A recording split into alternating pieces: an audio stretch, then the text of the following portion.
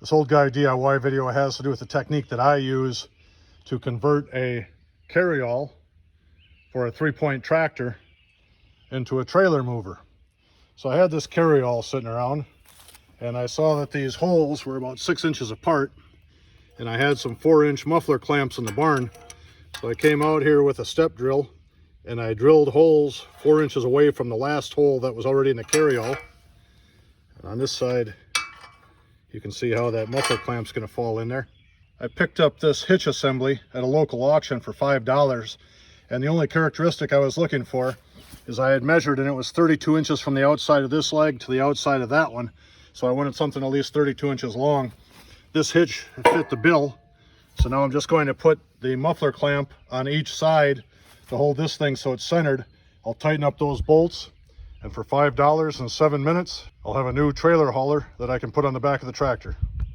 I decided to use this bottom piece of the muffler clamp, but it was a little bit too long here based on the size of this piece, so I just cut it off with the grinder. And since my cutoff wasn't perfect, I'm going to install it in this orientation, so as the nuts come up on the respective sides, they will level out and my cuts didn't have to be perfect.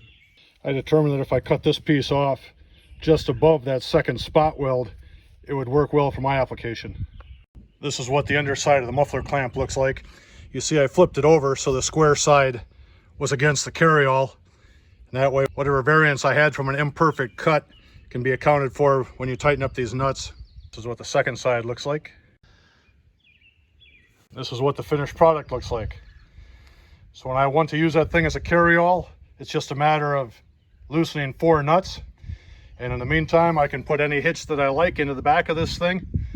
The trailer hitch can't move forward and back because of those muffler bolts, and as far as side to side is concerned, this thing was about 25 inches from the outside edge of the angle iron here to the outside edge of the angle iron on the other side. So I threw a tape measure on it, so it's pretty close to centered. That should do the job for what I need.